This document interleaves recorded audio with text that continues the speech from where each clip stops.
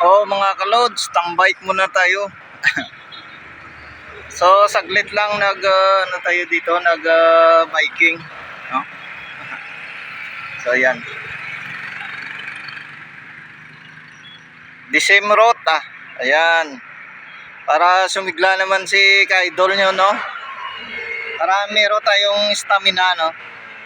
Yung inano natin dyan. Tsaka kasama na yung exercise, no? Para maging maganda naman yung ano natin, yung health ba, yung kalusugan, no?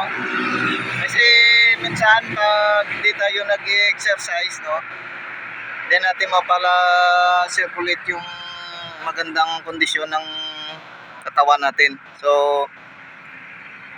ayan, tambay solo.